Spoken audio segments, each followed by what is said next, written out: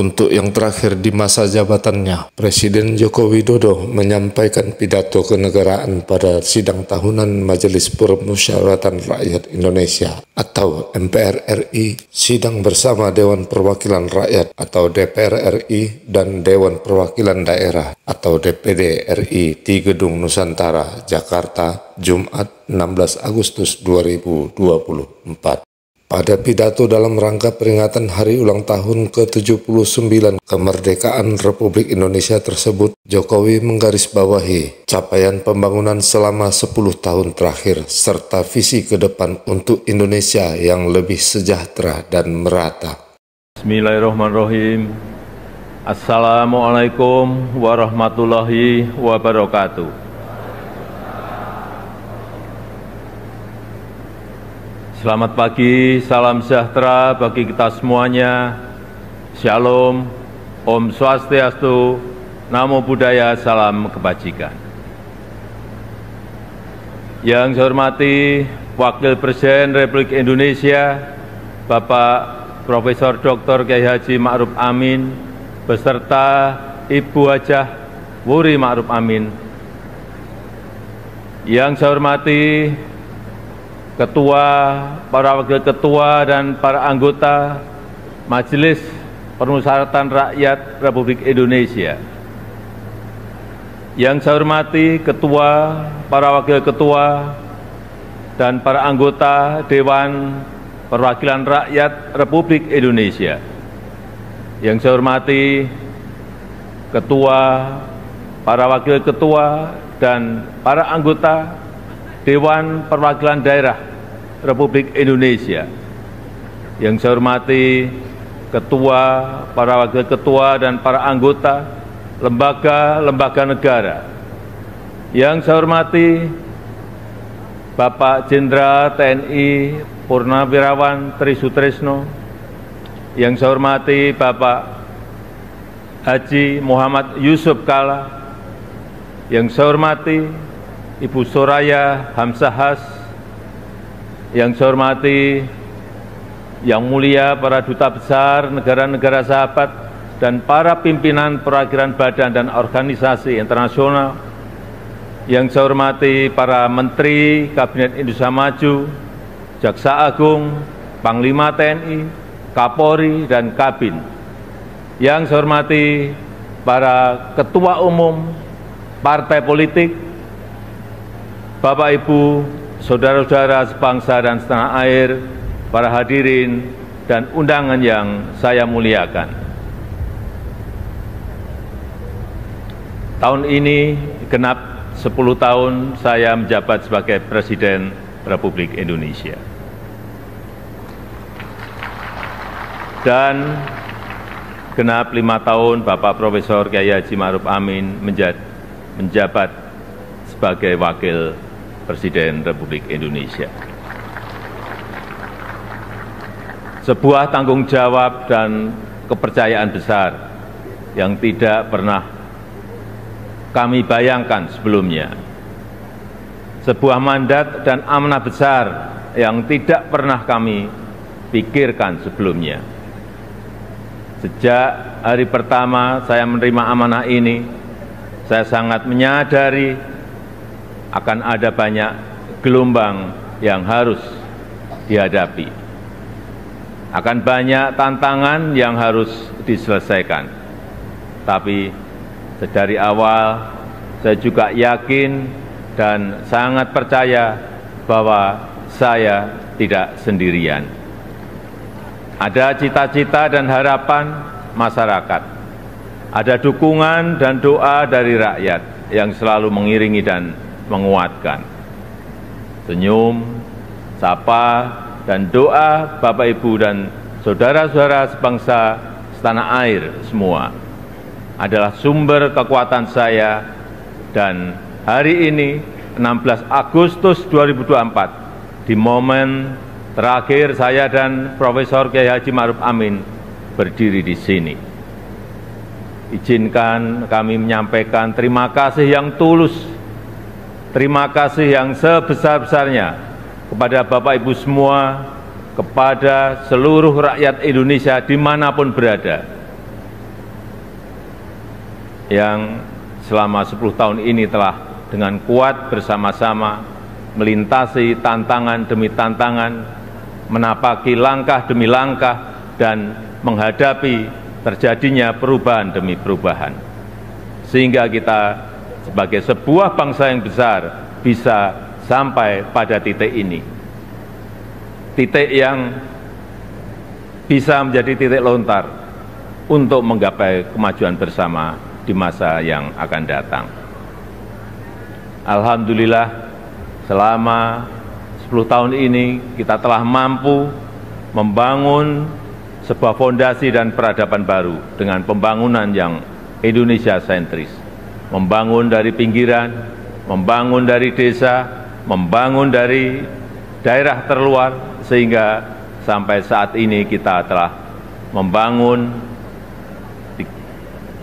366.000 km jalan desa, 1,9 juta meter jembatan desa, 2.700 km jalan tol baru, 6.000 km jalan nasional, 50 pelabuhan dan bandara baru, serta 43 bendungan baru dan 1,1 juta hektar jaringan irigasi baru.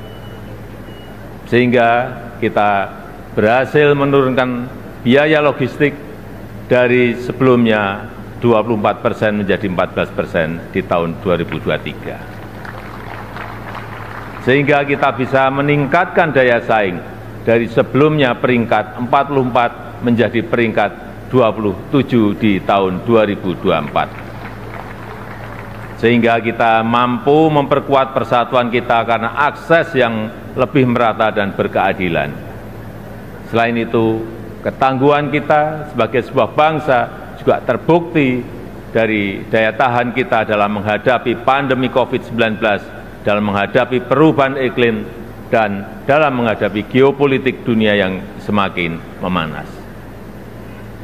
Patut kita syukuri, alhamdulillah, Indonesia merupakan satu dari sedikit negara yang mampu pulih lebih cepat, bahkan terus bertumbuh. Pertumbuhan ekonomi kita terjaga di kisaran 5%, walau banyak negara tidak tumbuh, bahkan melambat. Wilayah Indonesia Timur seperti Papua dan Maluku justru mampu tumbuh di atas 6%. Dan Maluku Utara mampu tumbuh di atas 20%. Inflasi juga terkendali di kisaran 2–3%, saat banyak negara mengalami kenaikan yang luar biasa, bahkan ada yang mencapai lebih dari 200%. Angka kemiskinan ekstrem mampu kita turunkan dari sebelumnya 6,1% menjadi 0,8% di tahun 2024. Angka stunting juga mampu kita kurangi dari sebelumnya 37% menjadi 21,5% di tahun 2023. Dan tingkat pengangguran juga mampu kita tekan dari sebelumnya 5,7% menjadi 4,8% di tahun 2024. Upaya perlindungan bagi masyarakat ekonomi bawah juga telah memberi manfaat luas bagi masyarakat.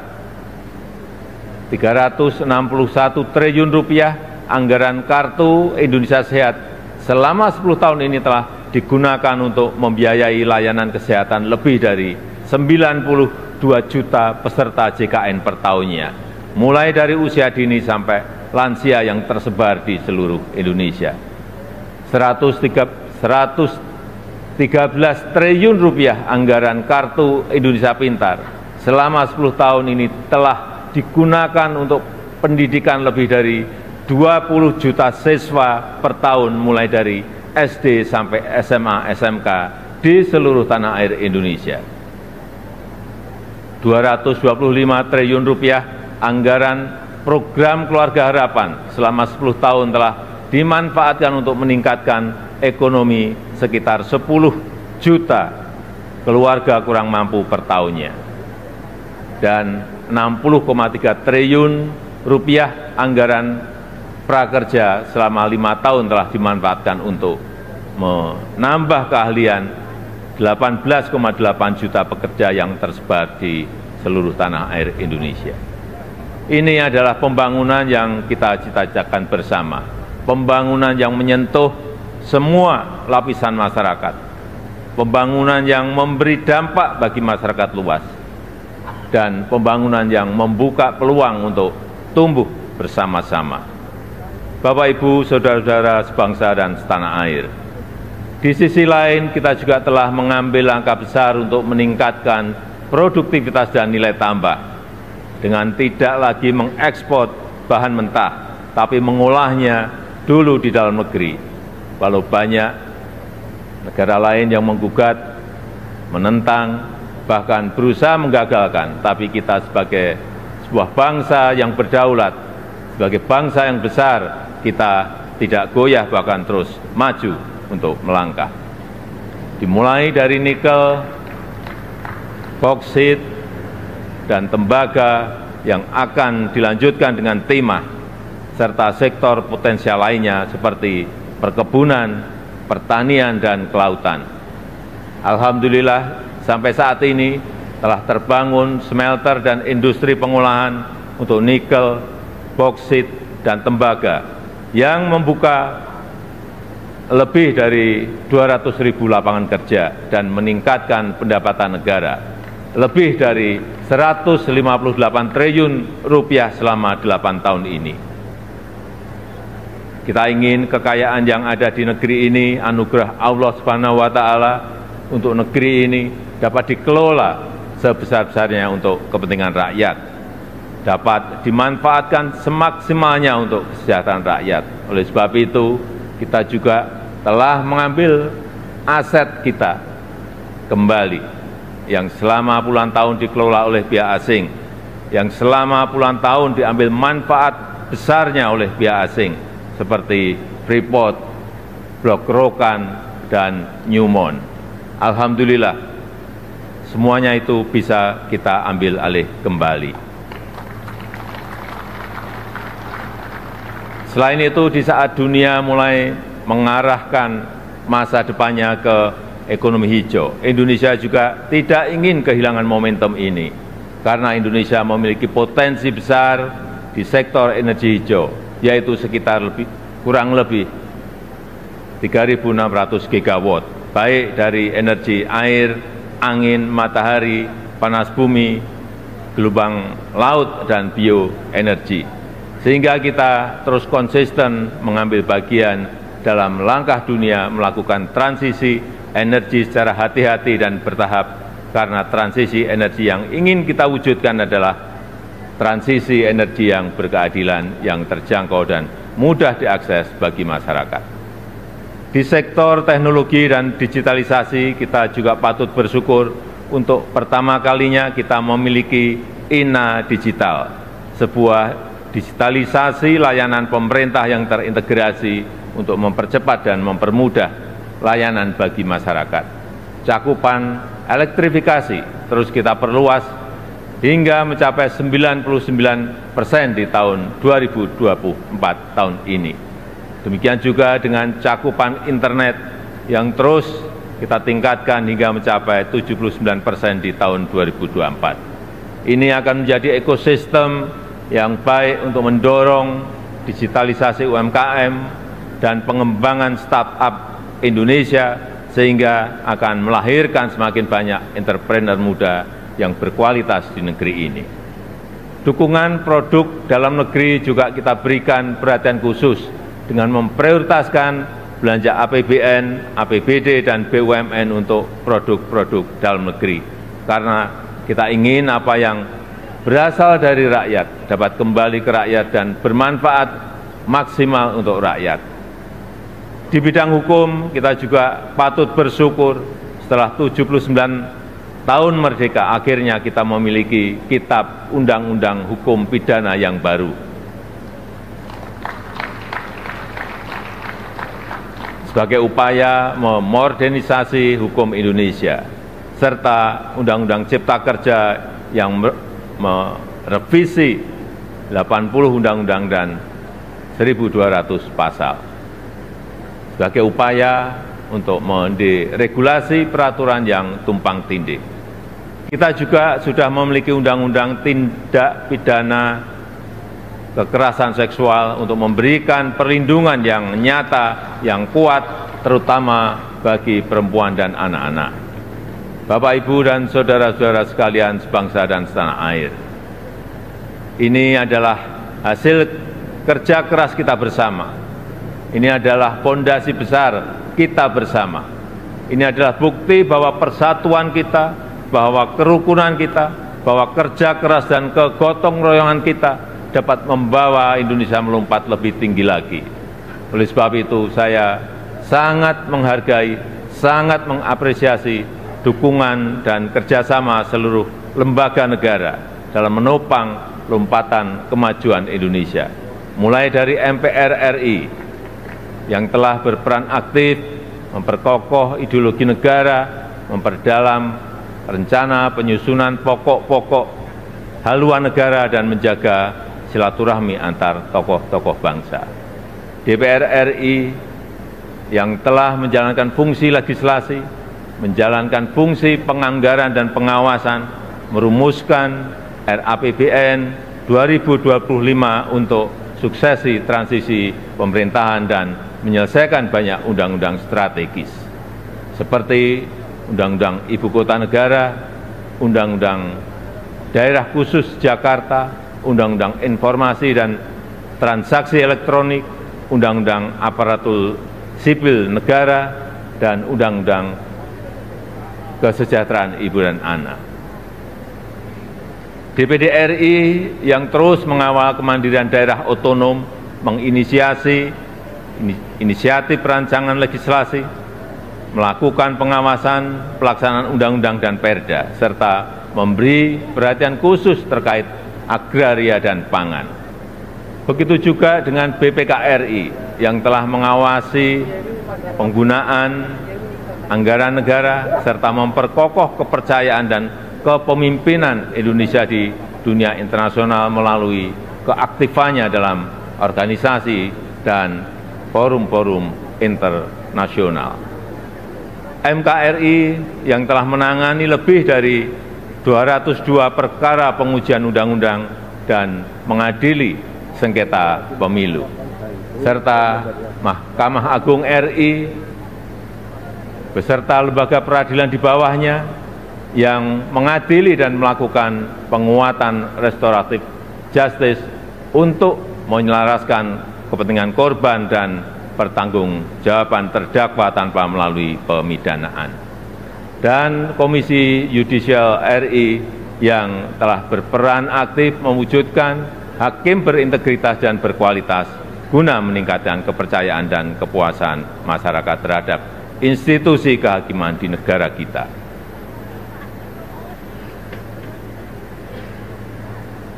Bapak, Ibu, saudara-saudara sebangsa dan setanah air,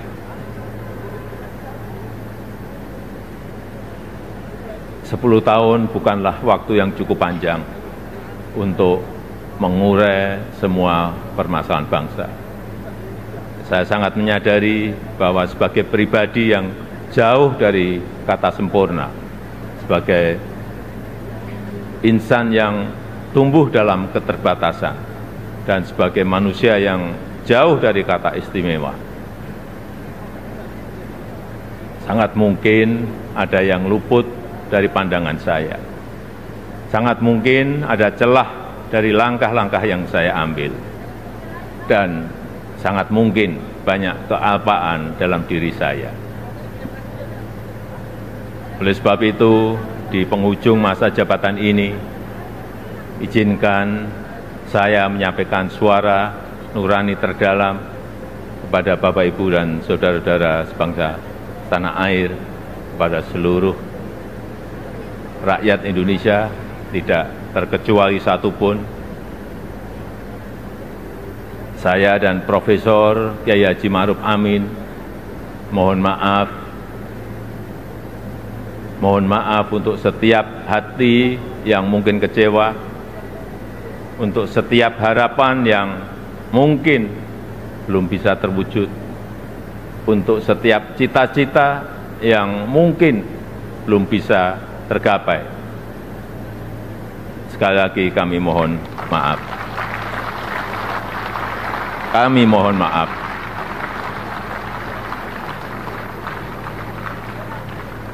Ini adalah yang terbaik yang bisa kami upayakan bagi rakyat Indonesia, bagi bangsa dan negara Indonesia. Saya tahu bahwa hasil yang kita capai pada saat ini belum sepenuhnya tuntas mencapai hasil akhir. Belum sepenuhnya sesuai dengan harapan dan keinginan Bapak Ibu semua.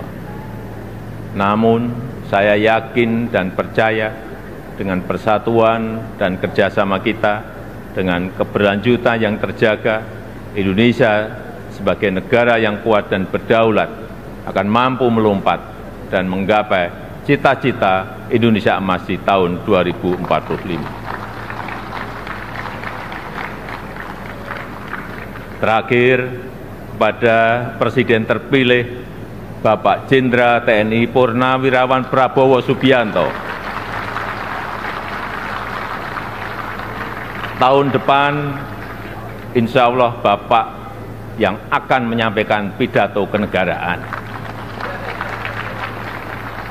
Nanti pada tanggal 20 Oktober 2024, izinkan saya menyerahkan tongkat estafet kepemimpinan ini kepada Bapak Prabowo Subianto. Izinkan saya juga menyerahkan semua harapan dan cita-cita masyarakat Indonesia dari Sabang sampai Merauke, dari Miangas sampai Pulau Rote, dari pinggiran, dari daerah terluar, dari desa dan dari pusat-pusat kota kepada Bapak.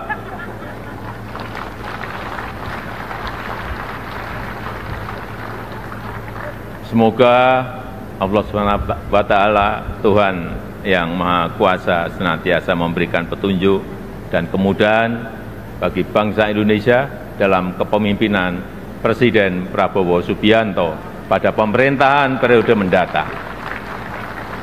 Dirgahayu Republik Indonesia, Dirgahayu Negeri Pancasila, merdeka! Merdeka! Merdeka! Terima kasih. Wassalamualaikum warahmatullahi wabarakatuh. Om Santi Santi Santi Om. Namo Buddhaya. Salam kebajikan. Terima kasih. Tim OK Andri Sofyan mengabarkan. Salam Orbit Kepri.